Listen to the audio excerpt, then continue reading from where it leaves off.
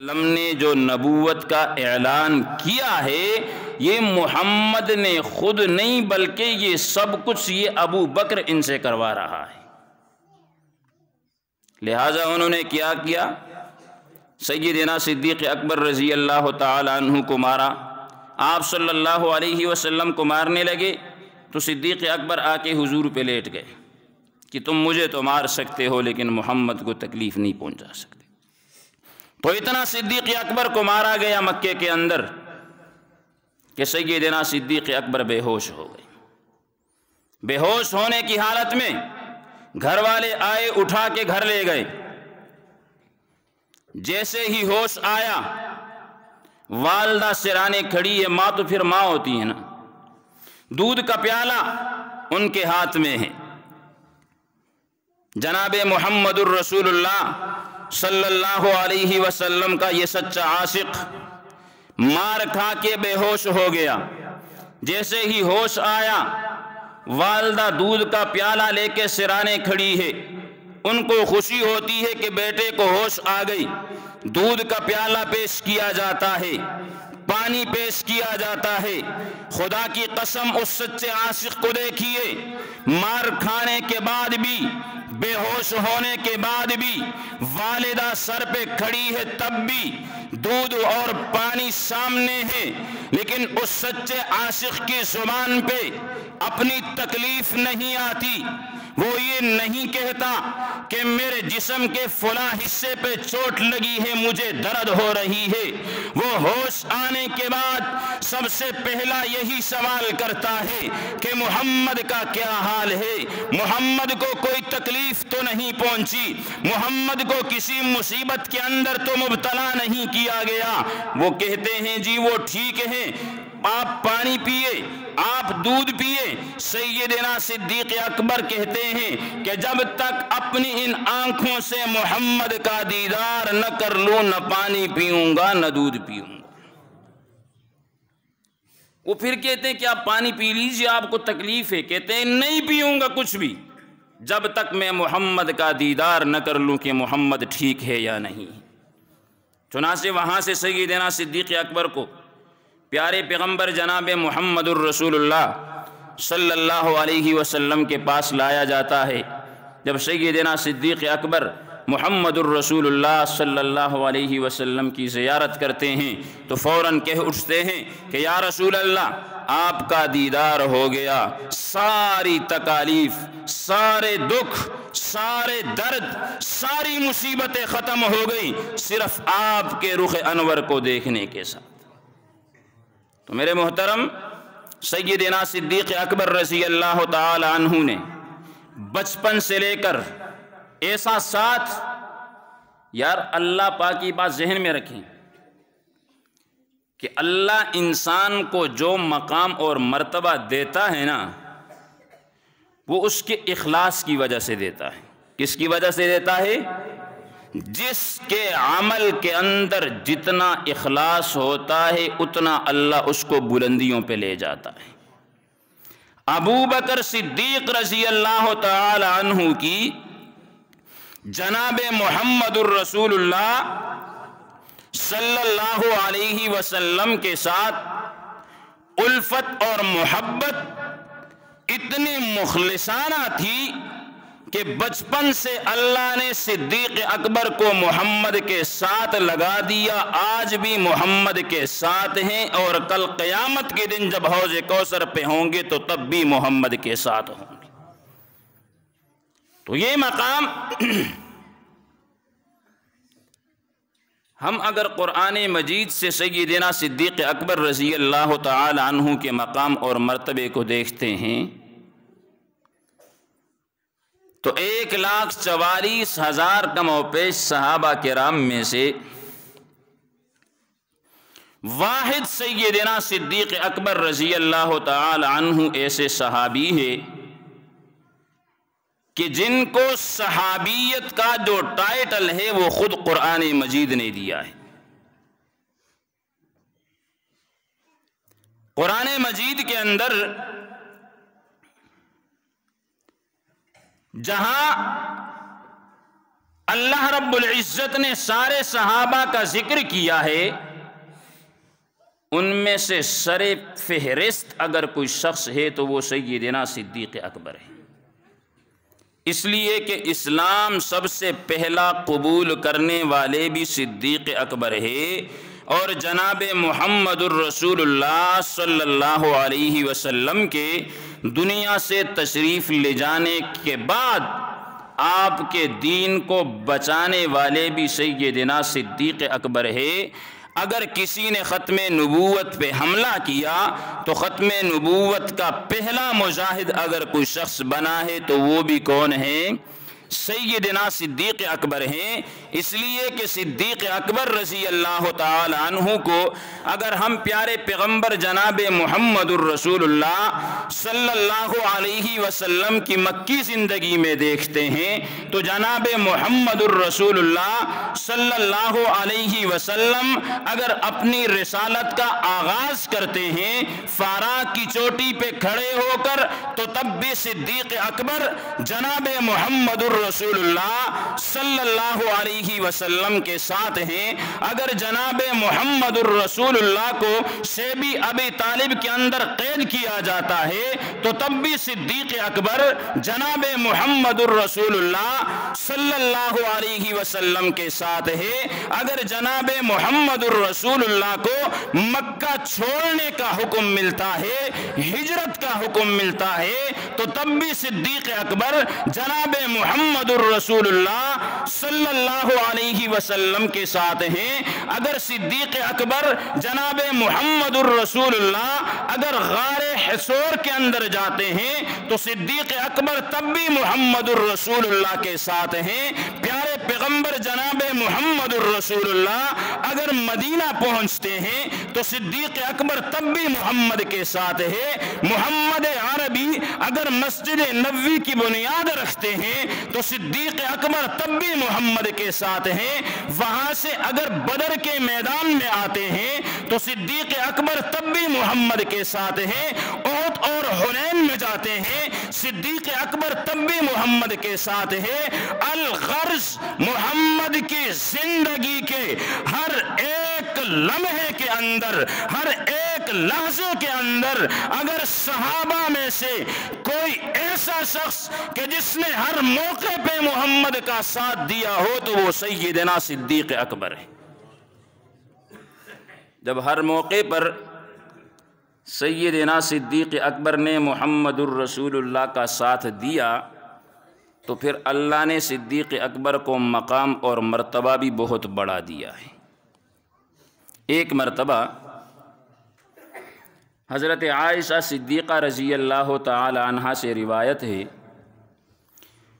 وہ فرماتی ہیں کہ ایک مرتبہ یوں ہوا کہ چاندنی رات تھی۔ اب تصور کرے کتنا حسین لمحہ ہوگا۔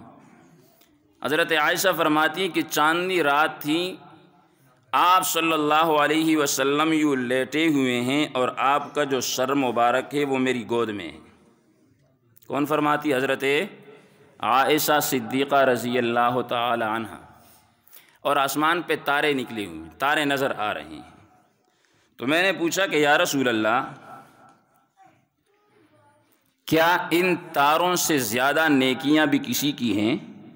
سوال کیا حضرت عائشہ فرماتی کہ میں نے پوچھا یا رسول اللہ، کیا ان تاروں سے زیادہ نیکیاں بھی کسی کی ہیں؟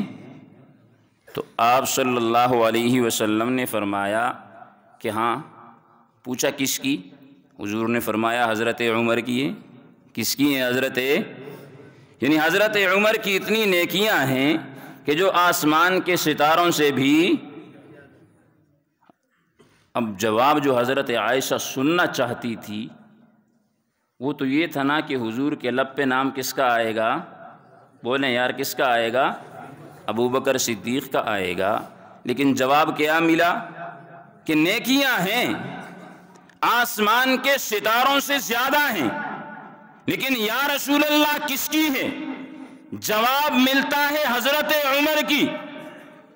حضرت عائشہ پوچھتی ہے کہ یا رسول اللہ میرے والد کی نیکیوں کی کیا کیفیت ہے؟ جناب محمد الرسول اللہ فرماتے ہیں کہ عائشہ کی شخصیت کے بارے میں تو نے سوال کیا، آسمان کے ستاروں سے زیادہ نیکیاں حضرت عمر کی ہیں، لیکن ساری زندگی کی نیکیاں ہیں۔ تیرے باپ کی ایک رات کی نیکیاں اگر اٹھا دی جائے تو وہ ان تمام کی تمام نیکیوں سے زیادہ ہے۔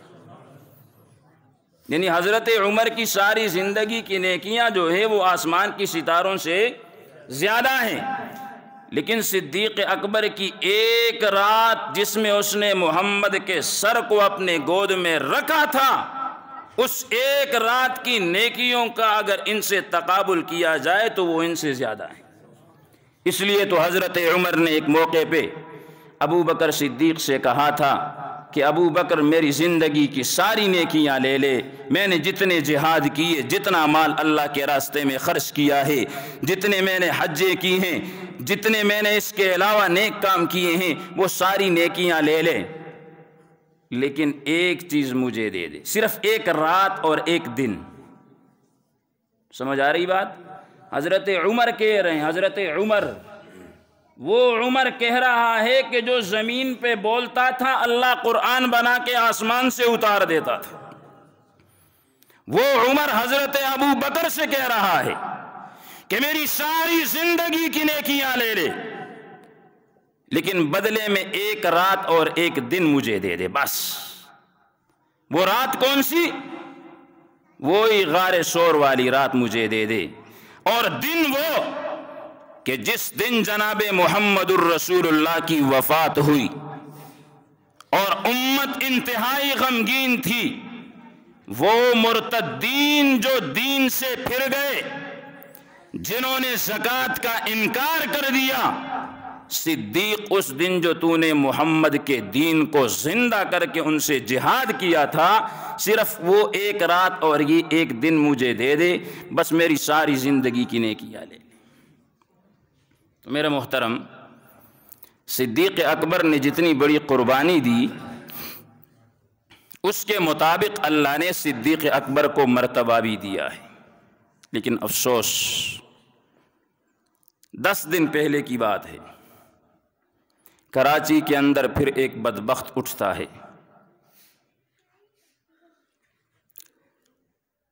کچھ عرصہ قبل ہماری حکومتی اداروں کی نااہلی ہے نا، اس خبیث لعین بدبخت کو اگر گرفتار کر لیتے، آصف رضا علوی کو، جس نے اسلام آباد کی سرزمین پر بیٹھ کر ابو بکر صدیق کی تکفیر کی تھی، تو آج یہ نوبت نہ آتی۔ اس کو چھوڑ دیا۔ 10 دن قبل کراچی کے اندر ایک ملعون حیدر رضا نقوی شیعہ ہے، وہ سرعام مجلس کے اندر حضرت ابو بکر کی تکفیر کرتا ہے، اس طرح منبر پہ بیٹھ کے تقریر کر رہا ہے اور سیدنا صدیق اکبر کی تکفیر کر رہا ہے۔ میرے محترم، ہم آج بھی دیکھیں نا، لوگ ہم سے پوچھتے ہیں کہ یار تم شیعوں کو کافر کیوں کہتے ہو؟ کسی کو کافر نہیں کہنا چاہیے۔ میری بات سمجھ آ رہی ہے؟ کسی کو کافر ایک شخص، ایک مسلم اگر کسی دوسرے مسلم کو کافر کہہ دے تو یہ کہنے والا خود کافر ہو جاتا ہے۔ کوئی اتنی غلط مولویوں کو سنی ہے نا، ایک بندہ جی کسی مسلمان نو کافر آکھ دے وے تو وہ بندہ مسلمان رہندا ہے؟ بولو، کافر ہو جاندہ ہے نا۔ میرے اور آپ کے پاس اسلام کا کیا سرٹیفکیٹ ہے؟ کچھ سند ہے ہمارے پاس کہ ہم مسلمان ہیں؟ قرآن میں اللہ نے ہمارے مسلمان ہونے کی گواہی دی ہے؟ کسی حدیث کے اندر محمد الرسول اللہ نے ہمیں مسلمان کہا ہے کہ یہ شخص بالکل مسلمان ہے اور ایمان کی حالت پر اس کی موت ہوگی؟ کوئی سند ہمارے پاس نہیں ہے۔